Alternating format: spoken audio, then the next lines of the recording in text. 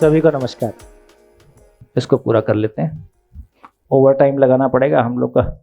आपका शिविर का मोमेंटम इतना बढ़िया है कि मेरे को दो बात कहने का एक्स्ट्रा मन कर जाता है। नहीं तो मैं बहुत सारी कटिंग करके शिविर पूरा कर देता हूँ। चलिए, कल हमने जो बात की है उसको पूरा करते हैं। देखिए, अब आपसे क्वेश्चन है। अब हम उस प्रॉब्लम को एड्रेस करने की कोशिश कर रहे हैं कि आवश्यकताएं असीम है, साधन सीमित है। यदि रोटी की बात करें तो रोटी की आवश्यकता हमको सीमित नजर आती है कि असीमित नजर आती है? सीमित। कोई कंफ्यूजन? कोई कंफ्यूजन नहीं। जैसे ही कपड़ा, गाड़ी, साड़ी, मोबाइल की तरफ जाते हैं, अब आवश्यकताएं निश्चित नजर आती हैं या असीमित होने लगती हैं? असीमित होने लगती हैं, जबकि दोनों भौतिक हैं। रोटी भी भौतिक आवश्यकता है, कपड़ा भी भौतिक आवश्यकता है, गाड़ी भी भौतिक आवश्यकता है। रोटी के मामले में आवश्यकताएं निश्चित नजर आती हैं, बाकी के मामले में वो असीम होने लगती हैं। ऐसा क्यों? और कपड़ा प्राकृतिक नहीं है? अच्छा, रोटी हमारी बनाई हुई है। रोटी की जो उपयोगिता है वो शरीर की प्राकृतिक व्यवस्था को चलाने के लिए है। और कपड़े की? ये हमारी लालसा कह लीजिए। वो कैसे? हमें मतलब हम सेटिस्फाई नहीं होते ना, हमारे पास दो तीन कपड़े होते नहीं, हमें और चाहिए और चाहिए। क्यों नहीं होते? क्योंकि हम दिखावा दिखावा क्यों करना चाहते हैं? दिखावा करने से क्या मिलता है? मतलब हम अपनी पहचान बनाना पहचान बनाना चाहते हैं। बढ़िया हो गया। क्या इस पॉइंट को हम एड्रेस कर सकते हैं? इसको एड्रेस करने की जरूरत है कि नहीं है? कितनी ऊर्जा लगती है हमारी इस काम में? किसी भी फंक्शन से आके कपड़े उतार के कैसे फेंकते हो? बेगानी शादी में अब्दुल्ला दीवाना, शादी दूसरे की है, 3 पीस मैं सिलवा रहा हूं और एक बार पहन लिया, दूसरी बार पहन नहीं सकता उसको। और साड़ी को तो पूछो मत। बहन जी ये तो वही है पिछली बार वाली, बहन जी 6 फुट नीचे।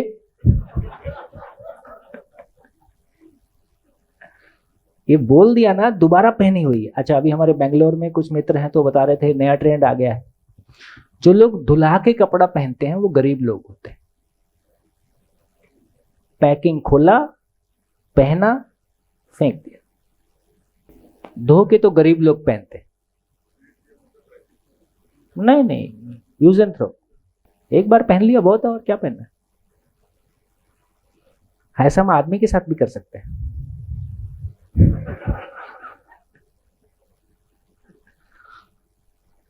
तो आदमी की हालत देखो। अब ये समझ में आया, इन सारी चीजों को एक साथ समराइज किया जाए, एक नाम में कहा जाए सुविधा। इस सारी चीजों को एक शब्द में कहा जाए सुख। जब सुख कह रहे हैं तो अलग से कहने की जरूरत नहीं है कि निरंतर है। जब सुविधा कह रहे हैं तो अलग से कहने की जरूरत नहीं है कि क्षणिक है। तो हमने सुख को और सुविधा को डिफरेंशिएट कर दिया है। सुख कह रहे हैं तो मतलब दूसरी बात कह रहे हैं। अब देखिए, सुबह से शाम तक, धनौरा से लेके, हापुड़ से लेके, दिल्ली से लेके, लंदन से लेके, अमेरिका तक, हम सभी लोग सुबह से शाम तक क्या चीज को पाने के लिए मेहनत कर रहे हैं? सुविधा। तो सुख का क्या होगा? हमारी जिंदगी में उस सुकून का क्या होगा? उस स्टेट ऑफ माइंड का क्या होगा? उस खुशी का क्या होगा? उस सुख का क्या होगा? उसके बारे में क्या सोचते हैं? सुविधा से सुख आ जाएगा। कितने प्रतिशत लोग? और यदि सुख असीम है, निरंतर है, और वो सुविधा से पाना चाहता हूं, तो सुविधा भी असीम होगी, तो एक से काम नहीं चलेगा। हम रिलेशंस में अब प्री मैरिटल, पोस्ट मैरिटल और वे ऑफ लाइफ और मनमाने के नाम पे कुछ भी करेंगे ही, है ना। इसका मतलब है सही गलत क्या है उसको तो समझना पड़ेगा, लेकिन करेंगे ये पक्का। दुनिया की सारी शारीरिक, मानसिक, दैहिक, भावनात्मक जितनी भी गलतियां हैं वो इन्हीं 2 सॉफ्टवेयर की सीमा में है। यहीं पे सारी भैंस पानी में जाती है। और कितने प्रतिशत लोग इस काम में लगे हैं? कोई फर्क नहीं पड़ता कि आप MIT से निकले कि IIT से निकले कि आप और क्या ऑक्सफोर्ड से निकले कि बोस्टन से निकले, उसके बावजूद ये ठीक है, किसी का अपना संस्कार है, वो कुछ सोचता है, वो उसकी अपनी जर्नी है। शिक्षा से हमको कुछ मिला ये कहना मुश्किल है मानसिकता के रूप में। शिक्षा से कोई बहुत शानदार क्लैरिटी मिल गई, वो मिलती तो फिर सबको मिलती, सबको तो नहीं मिल रही है। यहाँ गाड़ी फंसी है जिसको एड्रेस करने की जरूरत है। यदि सामान से सम्मान की तलाश है और सुविधा से सुख की तलाश है तो ऊपर वाला माला खाली है कि नहीं? बुद्धि। तो अभी तक इस प्लेनेट पे मानव ने बुद्धि का प्रयोग नहीं किया है। जिसको हम रोजमर्रा की भाषा में बुद्धि कहते हैं वो उसकी लॉजिकल कैपेसिटी है ना, एनालिटिकल कैपेसिटी है, तो बेसिकली मेमोरी का कैपेसिटी है। तो कोई अच्छा याद कर लेता है तो इसकी बुद्धि अच्छी है, कोई अच्छा है ना विश्लेषण कर लेता है। तो बेसिकली सम्मान और सामान कौन सी चीजें हैं? सम्मान और सुख क्या चीजें हैं? ये फिजिकल चीजें हैं कि भावनात्मक चीजें हैं? हम भावनात्मक सीमित चीजें हैं कि असीम चीजें हैं? ये भावनात्मक है, असीम है, इसको हम सीमित से पाना चाहते हैं और वस्तु से पाना चाहते हैं। कभी आश्चर्य होता है कि नहीं होता है? इतने हजारों लाखों साल से मानव इस प्लेनेट पे है और आज तक इतना ही समझने की बात है यार ये सुख क्या है और ये सम्मान क्या है, इतना हमको समझ में नहीं आया है। यही हमारे दुख का कारण है। सर ये जो पूरा डिस्कशन है, मेरा ऑब्जर्वेशन है, आप करेक्ट करें अगर कुछ गलत है, कि हम एजुकेशन के प्रोस्पेक्टिव से देखें तो इंफ्रास्ट्रक्चर हमारे लिए सबसे इम्पोर्टेंट चीज हो गई है आज।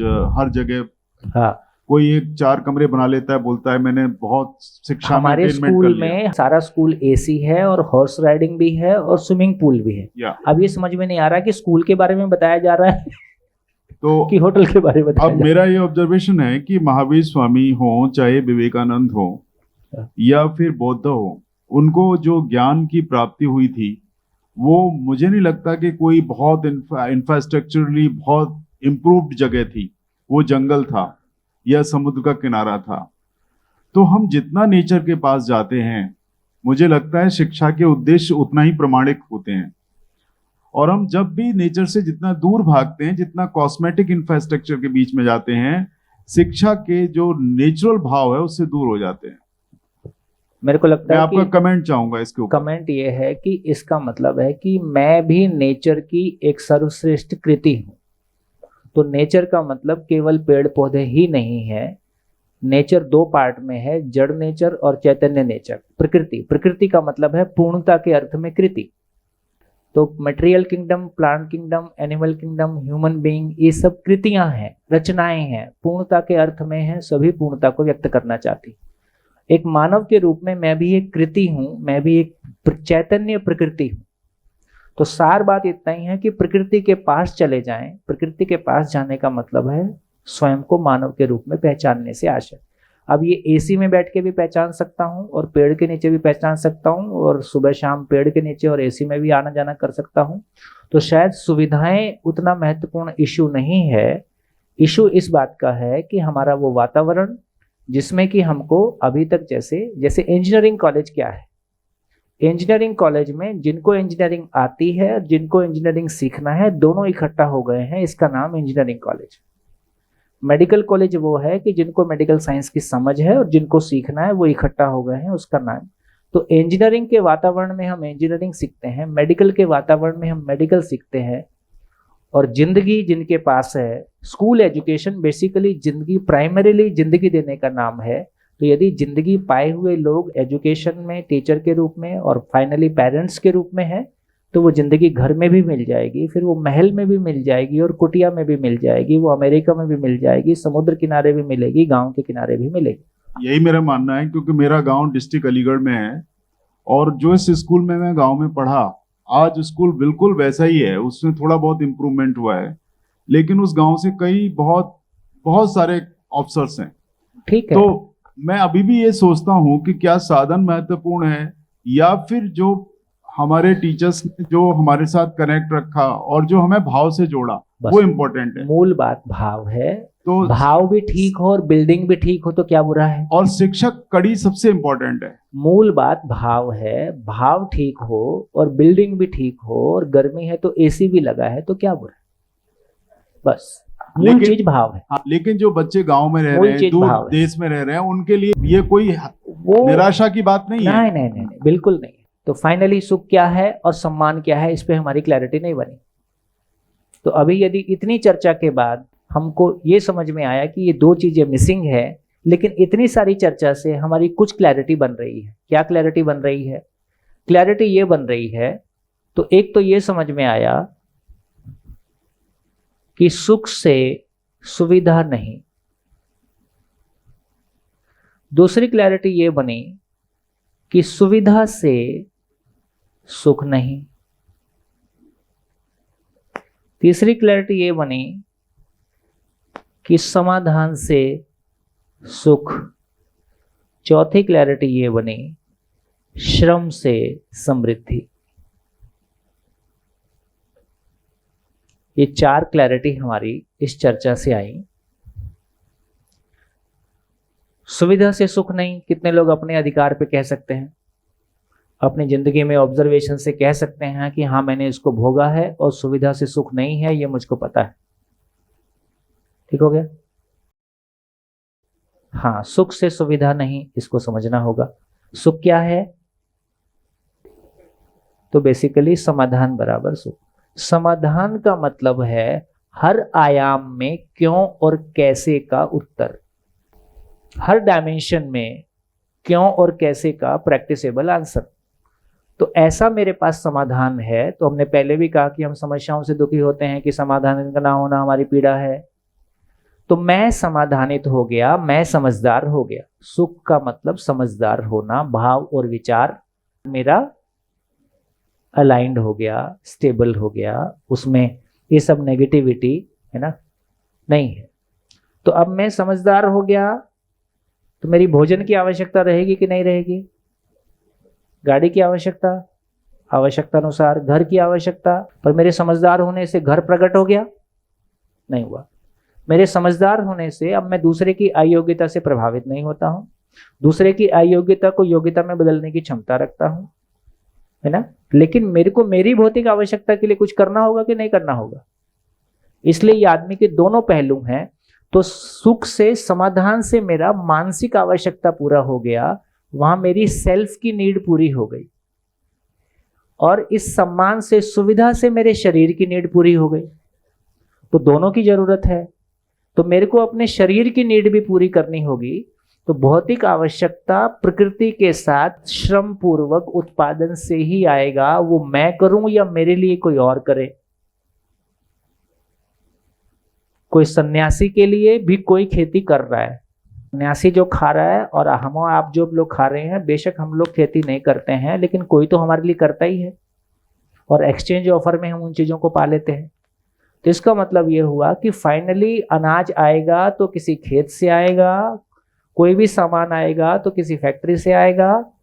मेरे समझदार हो गया इसलिए मेरी भौतिक आवश्यकताओं की जरूरत अब नहीं रहेगी, ऐसी बात नहीं है। तो मेरे को मेरी दोनों आवश्यकताओं के लिए अपने आप में सेल्फ रिलायंट होना होगा। तो श्रम से समृद्धि और समाधान से सुख, दो बातें। और ये भी समझ में आता है समाधान से सुविधा उपलब्ध हो गई ऐसा नहीं हो रहा है, उसके लिए हमको जो कुछ भी करना होगा। और सुविधा होने से हम सुखी हो जाएंगे ऐसा भी हुआ नहीं। दो अलग अलग चीजें हैं। इसका मतलब भौतिक आवश्यकता से भाव की आवश्यकता पूरी नहीं होती है, भाव की आवश्यकता से भौतिक आवश्यकता पूरी नहीं हो सकती है। दो अलग अलग चीजें हैं। एक शरीर के लिए है, एक मन के लिए है। शरीर की आवश्यकता भौतिक रासायनिक है तो भौतिक रासायनिक से पूरी होती है। मेरी आवश्यकता भाव से पूरी होती है।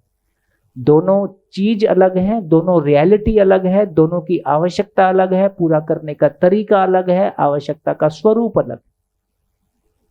यहीं गड़बड़ हुआ सारा, मानव को पहचानने में यहीं पे गलती हुई। अब समझ में आया कि सही अर्थों में सम्मान किसको बोल रहे हैं। देखो मूल्य थोड़ा सा ये भी और समझ लेते हैं। जैसे हम कहते हैं एक चीज है मूल्य और एक चीज है कीमत। मूल्य क्या है? उपयोगिता।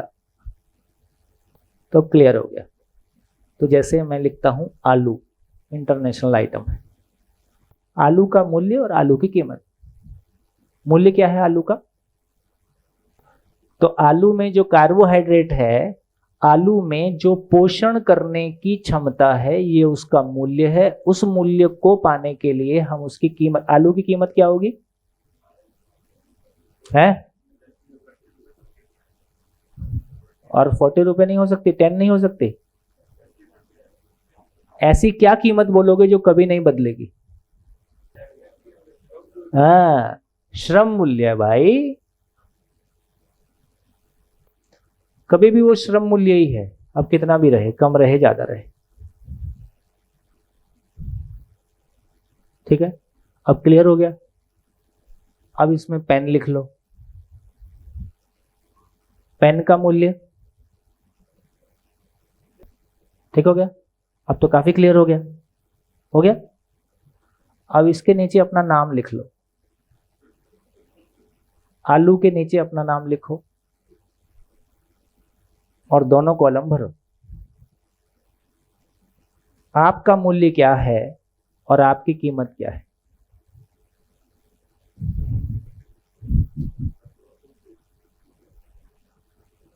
आलू का पता है, अपना पता नहीं है। लिखिए, आपका मूल्य क्या है और आपकी कीमत क्या है। तो बेसिकली हम जो श्रम करते हैं उसका पैसे में कोई आकलन है और उसको हम कह रहे हैं अभी 1 लाख है। ये हमारे श्रम का मूल्यांकन। ठीक है, ये 1 लाख हो सकता है, 10 लाख हो सकता है, 50,000 हो सकता है, 25,000 हो सकता है, 5,000 हो सकता है। ये हमारे श्रम का मूल्यांकन, गलत नहीं। ठीक, एक बात पूरी हो, मूल्य क्या है? यही गाड़ी फंसी है। कल ये नौकरी छोड़ के आप एमसी कहीं और चले गए, दूसरे डिपार्टमेंट में। हमारा मूल्य, हमारा, हाँ, मनख्वा। मनख्वा क्या है? कैसे डिफाइन करेंगे, शब्दों में कैसे लाएंगे उसको?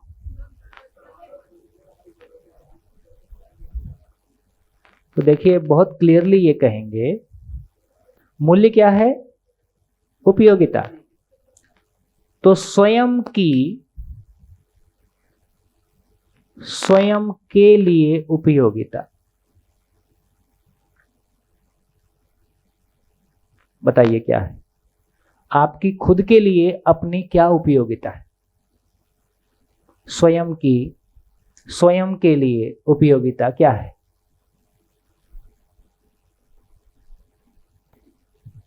मल्टीप्लिकेशन तो दूसरों के लिए हो गया। तो बेसिकली यदि स्वयं के लिए उपयोगिता की बात करेंगे तो ये कह रहे हैं कि मैं समाधान से सुखी होने के लिए योग्य हो जाऊं। तो सही अर्थों में इसको फैला के बोलेंगे तो एक मानव के द्वारा मानव लक्ष्य को पहचान पाना, उसको पूरा करने के लिए अपनी योग्यता को विकसित कर पाना, यही शिक्षा का काम है। तो बेसिकली एक मानव का स्वयं में समाधान संपन्न होना, ये एक मानव की खुद के लिए जरूरत है। मेरा खुश रहना मेरी जिम्मेदारी है, यही मूल काम है। सब कुछ क्यों करते हैं? खुश होने के लिए। तो मेरा खुश रहना मेरी जिम्मेदारी है ना। और मैं घटनाओं से सुखी दुखी नहीं होता, मेरे स्टेट ऑफ माइंड से सुखी दुखी होता हूं। तो मेरा स्टेट ऑफ माइंड कैसा हो जाए कि मेरा सुख हमेशा बना रहे, मेरा भाव और विचार हमेशा मेरे लिए सुखदायी हो, मैं हमेशा अपनी जिंदगी में प्रैक्टिसेबल सॉल्यूशंस के साथ हूं सभी डायमेंशन में। कल कुछ वस्तुओं की कीमत की बात कर रहे थे और आज भी अभी जैसे हमने आलू का उदाहरण लिया तो हम इस निष्कर्ष पर आए कि श्रम ही मूल्य है वास्तविकता में, है ना। तो सिर्फ जब हमने श्रम ही कीमत है जी, मूल्य उसकी उपयोगिता है। सॉरी, कीमत। इससे क्या समझ में आया है? मूल्य शाश्वत होता है, वो कभी नहीं बदलता है। 2000 साल पहले, 2000 साल बाद आलू की उपयोगिता वही रहेगी जब तक भ्रमित मानव उसमें हस्तक्षेप ना करे, तो, है ना। तो मूल्य शाश्वत है, कीमत बदल सकती है। जी सर, जब हमारे खुद की, आपने बोला अपने बारे में लिखिए, तो यही बात आई सामने, दिमाग में वही पिक्चर थी। तो मेरे बनने में कीमत में मुझे लगा जो भी बनेगी मेरे माता पिता का और समाज का जो निवेश है मुझ में, मैंने कीमत के स्थान पर वो लिखा कि मेरी कीमत क्या है कि जो मेरे माता पिता ने और समाज में मेरे बनने में निवेश किया, जैसे कि हम सारे श्रमिक का, वो उनका श्रम हो तो गया, उन्होंने जो श्रम किया आप उसका मूल्यांकन कर रहे हैं। यहाँ ये कह रहे हैं कि अब आपके श्रम का मूल्यांकन क्या है, तो आपके श्रम का वो मूल्यांकन जिसको हम कीमत के रूप में आंक सकें, तो वो आप जो कर रहे हो वो आपको यहाँ तक लाने के लिए उन्होंने कुछ किया, आप कुछ श्रम कर रहे हो अपने बच्चों के लिए। सर जैसे बाकी चीजों का भी तो यही है, हम तक पहुंचाने में जिन लोगों का भी मध्यस्थों का हाथ रहा उसमें श्रम रहा, तो जिस बात मतलब ये मेरी कीमत में उन लोगों का वो सब शामिल नहीं माना है ही है, इसलिए कोई एग्जिस्टेंस है, इसलिए अकेला जैसा कुछ होता ही नहीं। तो स्वयं की स्वयं के लिए उपयोगिता, स्वयं की परिवार के लिए उपयोगिता, स्वयं की समाज के लिए उपयोगिता, स्वयं की प्रकृति के लिए उपयोगिता, क्योंकि हर मानव इन चार के साथ है ही।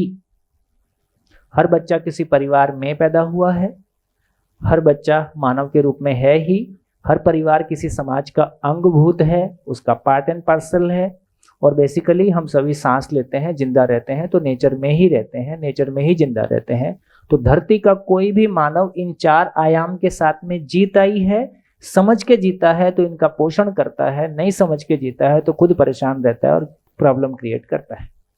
सभी साथ है ही। तो मैं मानव हूं, मैं स्वयं में समाधानित हो जाऊं, तो ये स्वयं में स्थिति है, जो जिसके पास है वो उसको बांटेगा ही। तो आप समझदार हो गए, आपके परिवार के लोग भ्रमित रहे, ऐसा आप रहने दोगे? नेचुरली जो जिसके पास है वो उसको बांटेगा। तो आपके परिवार के सारे लोग समझदार हो जाएं, समझदार हो जाएंगे तो अपनी आवश्यकता को पहचान पाएंगे, तो पहली बार समृद्धि को फील करेंगे। तो समाधान का मैनिफेस्टेशन परिवार में समृद्धि है। देखिए ये कह रहे हैं, इसमें बहुत जो बढ़िया चीज है कि आपको पुश्तैनी पैसा कितना भी मिला हो, आपका ही है, समृद्धि का भाव नहीं देगा। समृद्धि का भाव मतलब आपके अंदर हमेशा हमेशा के लिए वो इनसिक्योरिटी के भाव से मुक्त कर दे। कभी भी किसी को देख के कंपैरिजन ना हो, कभी भी किसी को देख के छोटे बड़े का एहसास ना हो, कभी भी फ्यूचर के लिए चिंता ना हो। तो फिजिकल चीजों को लेके, पैसे को लेके जो आदमी में इनसिक्योरिटी का भाव है, उससे मुक्त हो जाना समृद्धि है। और समृद्धि के साथ में वस्तु भी है। अब आप कल्पना कीजिए कि आपके पास पेरेंटल प्रॉपर्टी कितनी भी है, तो आपको क्या जरूरत है कमाने की? शांति से बैठो, खुश रहो। ऐसा नहीं हो पाता है। इजी मनी कितना भी आ जाए आपके पास, इजी मनी मतलब प्रॉपर्टी आपने खरीदी थी कौड़ी के भाव, आज वो रातों रात बहुत महंगी हो गई, उसमें आपका कोई श्रम था? आपके पास वो पैसा आने से भी वो आपको समृद्धि का भाव नहीं दे सकता है। ये नेचर का नियम है, कुछ भी कर लीजिए। इसलिए तमाम वो लोग जो प्रॉपर्टीज के काम करते हैं, ये लोग अपने सम्मान, इनको लगता है कि यार ये प्रॉपर्टी के काम से पैसा आया, इसमें मजा नहीं आ रहा है, तो फिर एक किसी बड़ी कंपनी की एजेंसी लेते हैं, उसमें एक शानदार ऑफिस बनाते हैं, उसमें बैठ के लगता है कि अब कुछ काम हो रहा है, प्रॉफिट इधर से ज्यादा नहीं हो रहा है, प्रॉफिट उधर से ही आ रहा है। लेकिन अपनी खुद की संतुष्टि के लिए और दुनिया को भी दिखाने के लिए कुछ और काम भी करना पड़ता है। तो इससे ये समझ में आया कि जितना भी इजी मनी आया, फिर नंबर 2, 3, 4 जितना भी आया, ये कुछ भी आ जाए, ये आपके भीतर इनसिक्योरिटी से मुक्त आपको नहीं कर सकता है। असुरक्षा का जो भाव है, इससे मुक्त नहीं करेगा, कुछ भी कर लीजिए। तो इसका मतलब सूत्र यह है कि जब तक एक मानव अपनी भौतिक आवश्यकताओं को पहचानने में समर्थ नहीं होता है, जब तक वो ये पहचानता नहीं है कि मेरी जरूरत क्या है, इसको पहचानने का विज्ञान उसके पास नहीं है, इसको पहचानने की समझ उसके पास नहीं है, तब तक उसको पड़ोसी को देख के कम ही लगेगा, किसी से कंपैरिजन करके कम ही लगेगा।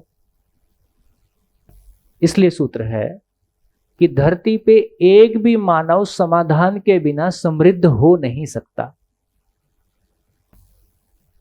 तो यहां समाधान का मतलब है कि अपनी फिजिकल नीड्स को लेके डिफाइन करने की ताकत आपके पास है कि नहीं है। हमेशा मेरी नीड्स को मैं परिभाषित करता हूं कि पड़ोसी को देख के परिभाषित? मेरे साथ के दोस्तों की सैलरी 10 लाख रुपया पर मंथ हो गया और मेरा 1 लाख है। यदि इसमें भी कंपैरिजन होके मेरे को फील होता है, और कंपैरिजन 10 लाख का 15 लाख से भी हो सकता है। मेरे साथ का आदमी बिजनेसमैन हो गया, अब उसका तो महीने का 50 करोड़ का प्रॉफिट है। अब बस एक डाउट है, फिर इस श्रम से समृद्धि की बजाय श्रम एवं समाधान से समृद्धि नहीं होगा? हाँ, उसमें एक्चुअली वो इनबिल्ट है। जब समृद्धि शब्द कह रहे हैं तो समृद्धि शब्द की रूट समाधान में है। बात ठीक है आपकी। एक बढ़िया घटी घटना सुनाता हूँ।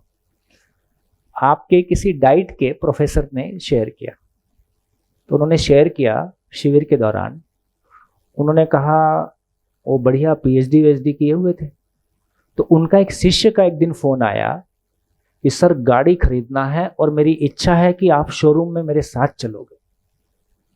अब गुरुजी की तो छाती 56 इंच की हो गई। शिष्य ने याद किया कि शोरूम से नई गाड़ी उठा के लाऊंगा तो आपके चरण छू के लाऊंगा और आपको साथ लेके जाऊंगा। गुरुजी बोले चलो। स्कॉर्पियो उठाई। स्कॉर्पियो में बैठ के जब दोनों वापस आ रहे थे, गुरुजी को मजा आ गया।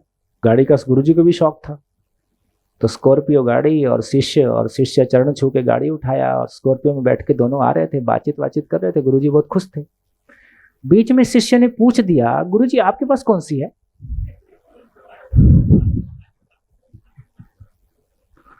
गुरुजी तो ऐसे लगा जैसे नीचे से सीट ही निकल गई। बोले नहीं नहीं है मेरे पास, अच्छी गाड़ी। तो उनके पास मारुति टाइप की गाड़ी थी। अब उसके बाद वो तो कुछ और चर्चा करने लगा। अब गुरुजी मारुति पे लटक गए। तो उन्होंने कहा कि मेरी पीएचडी तो मेरे को स्कॉर्पियो दिला नहीं सकती है। अब चर्चा गुरुजी के अंदर चलनी शुरू हो गई कि मेरी पीएचडी तो मेरे को स्कॉर्पियो दिला नहीं सकती है, ये जॉब और ये पीएचडी किसी काम की नहीं। देख मेरा शिष्य, देखो पढ़ने में तो मेरे से कमजोर था और मैं ही तो पढ़ाया हूं, तो ये डिपार्टमेंट और ये पीएचडी और ये जॉब किसी काम की नहीं है, ये मेरे को स्कॉर्पियो नहीं दिला सकती। ऐसा सोचते सोचते और रास्ते में कुछ और बात चलती रही, पर उनके अंतर मन में यही सब चलते रहा। ऐसा उनका खुद का शेयर किया हुआ है। शिष्य अपने घर पे छोड़ के चला गया। घर पे छोड़ के चला गया, वो घर में जाने लायक नहीं बचे थे।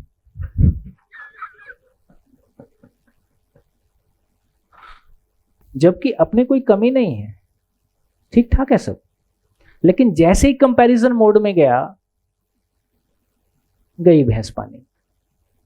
तो कितना कितना कंपैरिजन लोग लेके बैठे हैं, कितने कितने कंपैरिजन हमारे भीतर चलते हैं, है ना। वो लाल बत्ती की गाड़ी रोड से नहीं जाती है, कितने लोगों की छाती से निकल के जाती है, और बैठे वाले को पता भी नहीं चलता किस किस की छाती से निकल गई। तो मेरे पास ये आकलन नहीं है कि यार मेरी जरूरत क्या थी। ये जो कंपैरिजन मोड है, हमेशा किसी दूसरे के साथ मैं कंपैरिजन मोड में रहूंगा और मैं कितना भी ऊंचा हो जाऊंगा उसके ऊपर कोई रहेगा ही।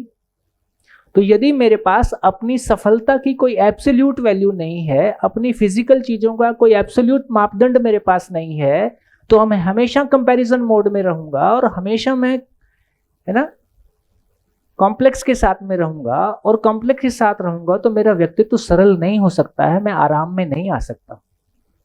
मेरे पास अपना घर नहीं है, हमेशा मैं किसी के दूसरे के घर में रहने का सोच रहा हूं, तो हमेशा ही अपना घर होने के बावजूद मैं बेघर हूं। इससे आदमी को मुक्त करना है कि नहीं करना है? इससे मुक्त कर पाएंगे तो उसकी इतनी एनर्जी लिबरेट होती है, ये सारी एनर्जी यदि क्रिएटिविटी में लग जाएगी तो ये कुछ नया प्रोड्यूस कर देगा। अब इतनी जकड़ है उसके पीछे, इतनी जगह से उसने बेड़ियां डली हुई हैं कंपैरिजन की और जज की, और अपने आप को असफल मानने की, किसी के कंपैरिजन में अपने आप को छोटा मानने की, और किसी की सफलता की वजह से परेशान होने की, और किसी का प्रमोशन हो गया और मेरा नहीं हो पाया उस चक्कर। कितने सारे झंझट हमने गले में डाले हुए हैं। तो इसलिए यहां जब समृद्धि कह रहे हैं तो उसके मूल में कह रहे हैं कि अपनी फिजिकल नीड की समझ के बिना, तो धरती पे समाधान के बिना एक मानव समृद्ध हो नहीं सकता।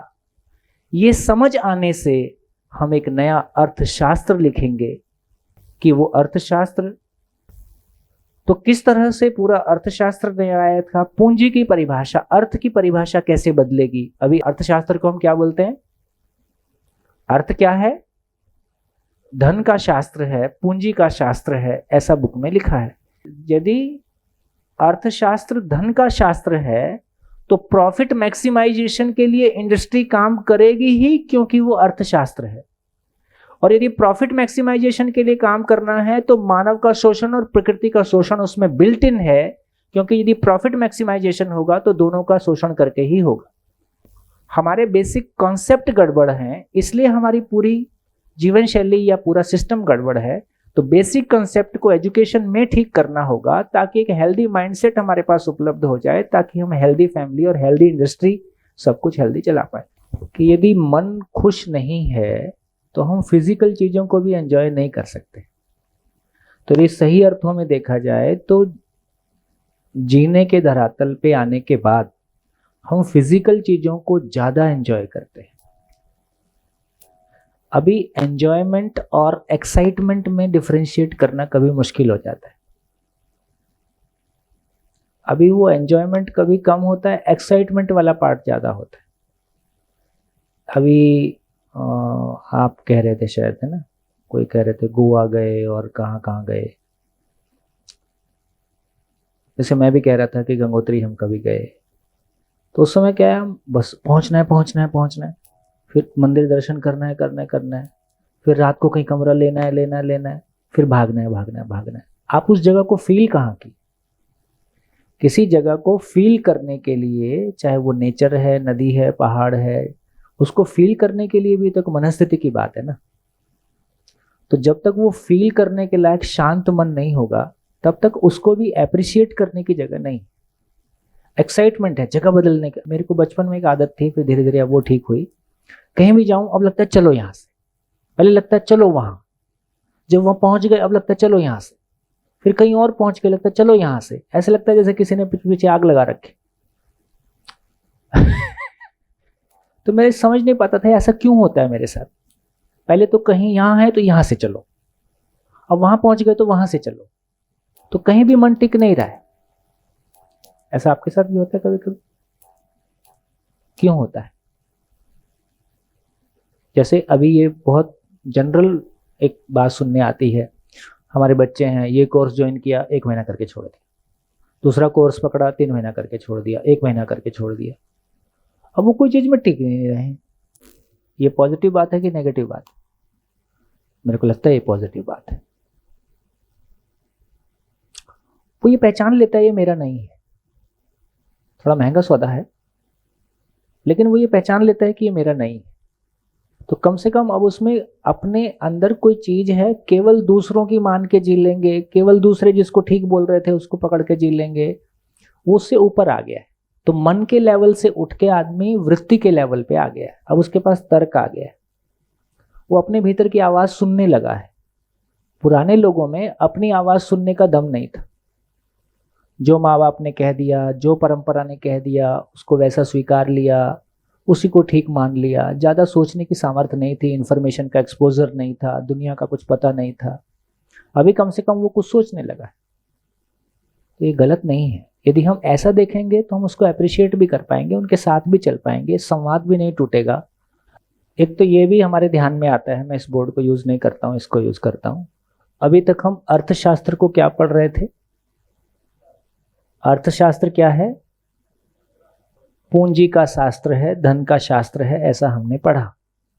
यदि वो पूंजी का धन का शास्त्र है तो पूंजी को मैक्सिमाइज करना, धन को मैक्सिमाइज करना बाय डिफॉल्ट उसका लक्ष्य हो जाता है। जो जिसका लक्ष्य हो जाता है उसी के लिए उसकी दिशा, उसके लिए उसकी वर्किंग। तो इसका मतलब है कि मानव का और प्रकृति का शोषण होना इसमें तय हो जाता है। अब हमारा ध्यान जाता है कि अर्थ क्या है। कल हमने चर्चा किया था कि प्राकृतिक ऐश्वर्य के साथ में श्रम नियोजन पूर्वक उपयोगिता मूल्य की वृद्धि ही पूंजी है। प्राकृतिक ऐश्वर्य के साथ श्रम नियोजन पूर्वक उसकी उपयोगिता को हम बढ़ा देते हैं, इसका नाम पूंजी है। तो जब हम पूंजी क्रिएट कर रहे हैं तो इसका मतलब है बेसिकली स्किल कहाँ पे है? मन के साथ है। मन के साथ वो तन का प्रयोग करता है, तन के साथ वो नेचुरल रिसोर्स का प्रयोग करता है। तन मन धन, धन में ना सा साइलेंट है। जैसे इंग्लिश में कुछ लेटर्स होते हैं, जैसे पी साइकोलॉजी में साइलेंट होता है, ऐसे धन में भी सा साइलेंट है। तो धन मतलब साधन, धन। तो बेसिकली जब हम पूंजी का क्रिएशन बोल रहे हैं तो एक व्यक्ति अपने मन में जो भी स्किल उसके पास है उसको एक शरीर से इन्वेस्ट करता है और प्राकृतिक ऐश्वर्य के साथ में श्रम करता है। ऐसा श्रम करके उपयोगिता मूल्य की वृद्धि हो जाती है, उसकी उपयोगिता बढ़ा देता है। इसका उपयोगिता मूल्य में जो वृद्धि है ना, इसको जो उसने बढ़ाया, इसका नाम पूंजी है। थोड़ा सा विश्लेषण किया तो ऐसा पाया। इसका मतलब यदि किसी के पास स्किल नहीं है तो पूंजी क्रिएट करेगा, और यदि शरीर बीमार है तो पूंजी क्रिएट करेगा। यदि प्राकृतिक ऐश्वर्य नहीं है, रॉ मटेरियल नहीं है, कच्चा माल नहीं है, तो क्या कुछ करेगा? इसका मतलब फिर अर्थ क्या है? अर्थ केवल धन है कि अर्थ तन मन धन है? तन मन धन की संयुक्त अभिव्यक्ति, उसका जॉइंट एक्सप्रेशन पूंजी है। यदि ये ठीक है, यदि अर्थशास्त्र बराबर तन मन धन हो गया, अब क्या होगा? अब अर्थशास्त्र का लक्ष्य क्या होगा? अब कंसिडरेशन में मन भी आएगा और तन भी आएगा। तो अब कंसिडरेशन में मन भी आएगा तो मन को प्रसन्न रखते हुए, मन के सुख का ख्याल रखते हुए, सुखी रहते हुए, शरीर को स्वस्थ रखते हुए, दूसरे के शरीर को स्वस्थ रखने के लिए या उसके शरीर को गति देने के लिए उत्पादन है। जितने भी साधन हैं वो दो ही काम आते हैं दुनिया के, तीसरा उसका कोई काम ही नहीं है। या तो वो शरीर को बनाए रखने के काम आता है या वो शरीर को गति प्रदान करने के काम आता है। जैसे मैं माइक यूज कर रहा हूं, ये आवाज को गति प्रदान करता है, गाड़ी शरीर को गति प्रदान करती है। जितनी भी मशीनें हैं वो मानव के शरीर का एक्सटेंशन है ना। जैसे जेसीबी क्या है? हमारे हाथ का एक्सटेंशन है। तो जितनी भी स्पिन है, माइक्रोस्कोप से लेके और टेलीस्कोप से लेके, हमारी आंखों का एक्सटेंशन है। जो जितनी भी मशीनें हमने बनाई हैं सब मानव के शरीर का ही एक्सटेंशन है ना। रोटी कपड़ा मकान मानव के शरीर को बनाए रखने के काम आता है। जितना भी गाड़ी और कम्युनिकेशन और तमाम चीजें हैं ये शरीर को गति प्रदान करने के काम आती हैं। इससे ज्यादा साधन की कोई औकात नहीं है। तो इससे ये समझ में आया कि यदि अर्थ बराबर तन मन धन होगा तो मन के सुखी रहते हुए मन सुखी कैसे रहेगा इसको भी कंसिडरेशन में लाते हुए, शरीर स्वस्थ कैसे रहेगा इसको कंसिडरेशन में लाते हुए, दूसरों का शरीर कैसे स्वस्थ रहेगा इसके लिए उत्पादन किया जाए। कहाँ जाएगी पूरा प्रोडक्शन, पूरी इकोनॉमी, पूरा अर्थशास्त्र कहाँ जाएगा? अब पूरा धरती का कायाकल्प हो जाएगा। अडल्ट्रेशन तो पहले आदमी के माइंड में होता है ना। बंटवारा पहले इधर होता है फिर घर में दीवार लगती है। दूध में मिलावट पहले इधर होती है फिर बाहर होती है। तो मानसिक पॉल्यूशन ही तमाम पॉल्यूशन का कारण है। यदि इधर मिलावट नहीं हुई तो बाहर मिलावट नहीं होगी। तो देखिए कैसे दुनिया बदल जाती है। यदि अर्थशास्त्र बदलेगा तो फिर कैसा बदलेगा। एक ये परिभाषा मात्र एक नोबेल प्राइज के लिए पर्याप्त है। ऐसा 1000 चीजें निकल के आती। पूरा दर्शन आप 12 बुक्स में जाएंगे तो इतनी 1000 चीजें निकल के आती हैं जो पूरा का पूरा एक व्यू 180 डिग्री शिफ्ट देती है। हाँ जी जी। क्योंकि इसमें अर्थ में हमारा मन भी है, तन भी है, धन भी है, तो धन इज 1/3 ऑफ दैट। हाँ, धन इज 1/3 ऑफ दैट। और उसको साथ में समझ में आएगा कि एक्यूमुलेशन से फाइनली मेरा कोई फायदा हो नहीं रहा है। मानव एक्यूमुलेशन सुखी होने, सामान से सम्मान की वजह से कर रहा था। ये सारा एक्यूमुलेशन किसका मतलब है? वर्ल्ड में नंबर 1 होना है, गांव में नंबर 1 होना है, शहर में नंबर 1 होना है। ये नंबर 1 होने का जो बीमारी है, हम कितना उपयोगी हुए इसका आकलन क्यों नहीं होता है? इंजीनियरिंग कॉलेज के स्टूडेंट्स ने कहा सर ये तरीका गलत है, क्या करना चाहिए? तो एक व्यक्ति ने कितने जॉब्स क्रिएट किए, उस व्यक्ति ने कितने, एक कंपनी ने कितने जॉब्स क्रिएट किए। अब हम जब कह रहे हैं कि ह्यूमनाइजिंग ऑर्गेनाइजेशन, तो ऑर्गेनाइजेशन को ह्यूमनाइज किया जाए तो ऑर्गेनाइजेशन का, है ना, हैप्पीनेस इंडेक्स की प्रोडक्शन बात भी बढ़ेगा, करेंगे, हैप्पीनेस भी बढ़ेगा, सब बढ़ेगा, सब बढ़ेगा। धरती पहले से संतुलित होगी, हवा भी बेहतर होगी, पानी बेहतर होगा, प्रकृति में तो कोई कमी नहीं है। तो यदि हमको वो क्लैरिटी आएगी कि ये प्लेनेट हम बढ़िया रहने के लायक है, इसको हम ध्वस्त कर देंगे, चांद पे जाके सूसू साफ करके पियेंगे, यार इसी में ठीक से रह लेते हैं, राइट सर। है ना। और एलन मस्क और तमाम लोग जितने ही अक्ल वाले हैं, क्यों नहीं इस धरती को ठीक से रहने के लायक बना लेते यार। हमको धंधा करना है सब चीज पे, धंधा करने के अलावा हमको कुछ आता नहीं है। यदि किसी में दम है तो इस धरती को रहने के लायक बनाओ, इस धरती को बिगड़ने से बचाओ, इस धरती की व्यवस्था को ठीक करो, है ना। तो इस धरती की व्यवस्था को हम ध्वस्त करेंगे तो फाइनली ये कह रहे हैं कि फाइनली गति भी क्यों बढ़ाना है। यदि लक्ष्य नहीं है और गति बढ़ेगी तो आप दुर्गति की ओर जाओगे। तो कुल मिला के इसको बोल रहे हैं, इसको दूसरी भाषा में बोल रहे हैं विवेक सम्मत विज्ञान। विवेक सम्मत विज्ञान। अभी हमारा विज्ञान दिशाहीन है, तो विवेक सम्मत विज्ञान और विज्ञान सम्मत विवेक, आगे उसको समझेंगे। तो जिसका कोई लक्ष्य ही नहीं है तो गाड़ी फाइनली लैंड कहाँ करेगी। तो फाइनली सारी मेहनत करके हम दुख पाए। तो ये मैंने अर्थशास्त्र को लेकर कुछ बात कही।